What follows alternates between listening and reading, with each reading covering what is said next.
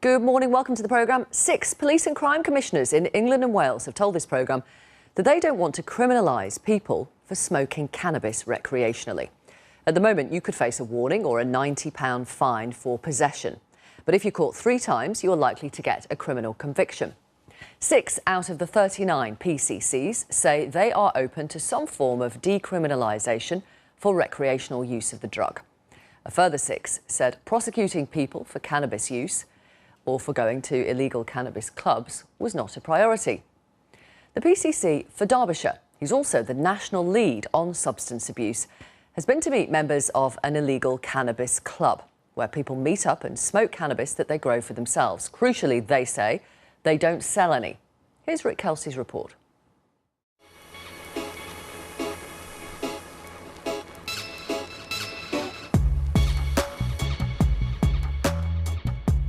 Cannabis in the UK is a Class B drug, but people seem to be becoming more open about smoking it, to the extent dozens of cannabis clubs where the drug is shared and smoked among members have been set up. Some are even holding outdoor festivals, like this one in Brighton. And now the debate over cannabis is even extending to the people who oversee our police. A significant number of police and crime commissioners, the people who hold chief constables to account, have told this programme they're now in favour of some form of cannabis decriminalisation. One of those commissioners is Hardyal Dhindsa, the UK lead commissioner for drug abuse. He's asked the government for an immediate change in the law on drug policy. He wanted to find out for himself what the cannabis clubs were about. Hardyal, today you're going to be meeting some of the guys who run the biggest cannabis social clubs in the UK. What is it you want to find out from them? Enforcement by itself will not solve the problem. Education, regulation is important, as was shown with prohibition. So I'm really interested on what cannabis clubs do, how they have survived, and what they can offer and contribute to this debate. Is this a little bit odd, as a police and crime commissioner, meeting people who are openly breaking the law? Yeah. I mean, until a few days ago, I hadn't even heard of cannabis clubs. And it's something really different. And the fact is, as far as I understand it, there's over 100 cannabis clubs up and down the country. And wherever they have been set up, there's been never a single raid by the police.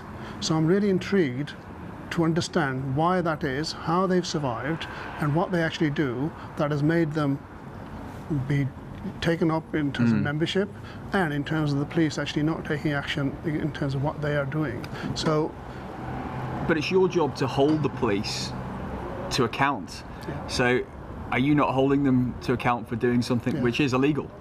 It's an operational matter. We help push the policies, Parliament sets the laws, and chief constables have to have independence on how they operationally deliver policing.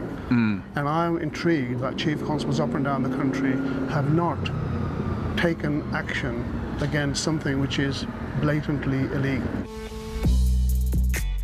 We asked all 39 police and crime commissioners their views on the cannabis clubs and wider decriminalisation.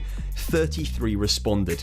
6 of them told us they didn't want to see people criminalised for smoking cannabis, while 6 others said it wasn't an area they had strong opinions on.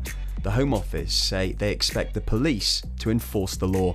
UK Cannabis Social Clubs has a register of around about 160 individual clubs, although it looks as though only around about 25 or so actually have regular meetups or a physical venue.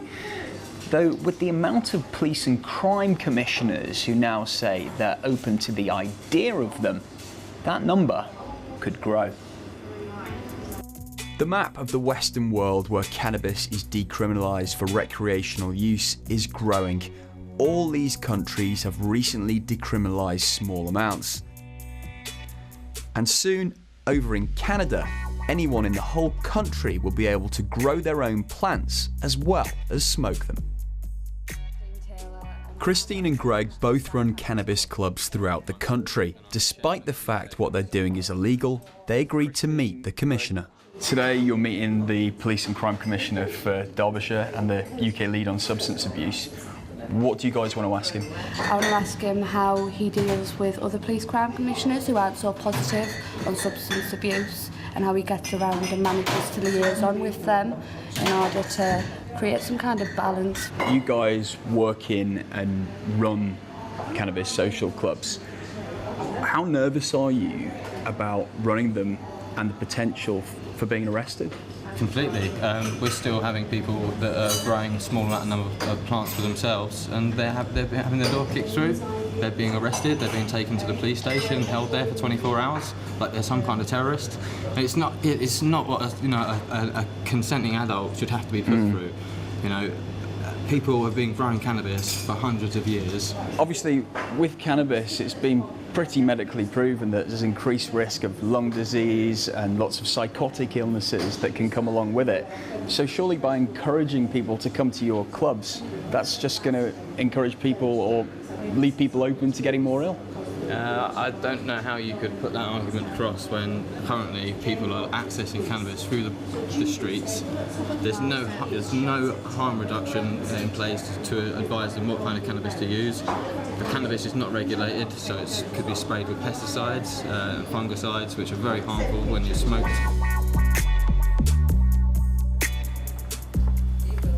Hardyal Dhindsa supports some form of decriminalisation, but will he back cannabis clubs? It was time to leave him and the club owners to talk. Great. Nice to meet you. Please take a seat. Grab a seat. Right. Thank you. Thanks for meeting with me. Thank you for meeting us. Yeah. Right. What are they all about when cannabis use is illegal in this country? They're a way for people who already consume cannabis to find a safer way to access it away from the black market. Currently, cannabis is the most widely available drug in the UK. People can buy it pretty much every town, city, or village in the UK. It's produced by people that don't really care about the way that it's grown. It could have chemicals left in it. It could be sprayed with fertilisers. How does your cannabis clubs work? You run a cannabis club. It works as it's a social club also, as well as just a cannabis club. There's a social side to it. So there's people that'll come from all over the place and meet up and talk. And for some people, it's their outlet. It's their only one day out a week. Some people have depression and suffer with anxiety, and it helps with that also. Lloyd is a recreational user who helps out with the club's work. That's partly why I choose to use cannabis instead of alcohol. It's safer, and it seems strange that it should be a moral issue when really drugs were never a moral issue. It was always a health issue. Why do people come to you and not just buy off the street and wherever they can? Why are people coming to your clubs and becoming members? They grow the cannabis between themselves. We all share our information of how it was grown, the process of it, so we know that what's in that has been flushed, it's safe. Consumers can access cannabis. I think people who don't access it are going to be a lot happier about that, rather than it being run by an organised criminal market that doesn't pay tax, and the government doesn't see any of that money.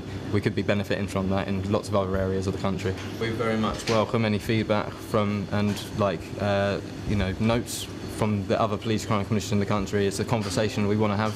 This is an adult issue. We'd like to work with them rather than against them.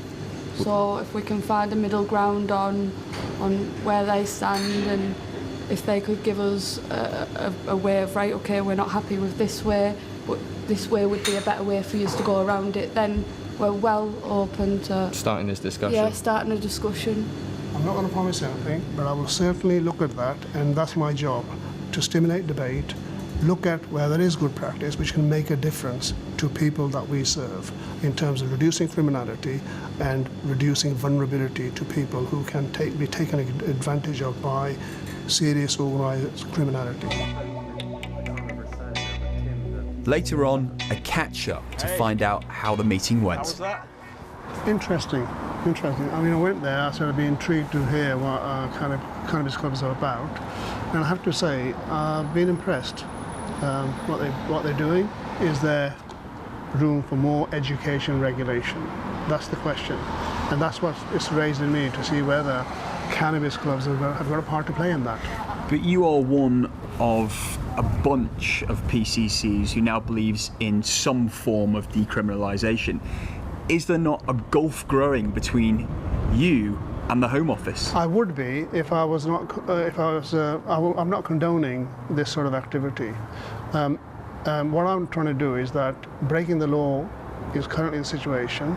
We need to have a dialogue, and I want to work with the Home Office to see whether cannabis clubs have a part to play in looking at how we can actually tackle drug misuse, criminality, serious organised criminals through county lines or others exploiting vulnerable groups. You are, though, still one of just a few police and crime commissioners who have openly said that you are open to some form of decriminalisation with cannabis. Are you still far away at odds from the majority of police and crime commissioners who have to hold the chief constables to account? Yeah. I was sceptical about this before I went into that meeting, because what are cannabis clubs? They're breaking the law. What I've heard is they appear to be making a difference in terms of how people don't go on the streets and get targeted and become more vulnerable, and there's regulation. Regulations worked in Europe, but education reform can make a difference, and more of that is required. Hardyal Dhindsa is now pushing for the law to be changed in favour of some form of decriminalisation. In the meantime, cannabis clubs continue to operate somewhat freely, yet with no sign of a change in the law here, like in many parts of Europe and in Canada. Well, thank you for your messages on this. Justin, who tweets this, says cannabis shouldn't be illegal, full stop. It's hypocrisy that we allow alcohol to be legal with all of the social damage that causes. Countries like the Netherlands and parts of America and Canada have proven that legal cannabis is no problem. We should learn from them. Rona on email says, I use cannabis oil as a pain reliever for shoulder complications. I buy this in the Netherlands where it's legally sold. This oil is a substitute for conventional painkillers. I take some drops every night, which enables me to a good night's sleep, free of pain and very safe. Cannabis used with common sense, with respect to the qualities of this plant, can be of help. But on Twitter as well, at Todd Must Go says, once the genie is out of the bottle, there is no way of getting it back in. And the silent majority in the UK don't want any drugs legalised. Thank you.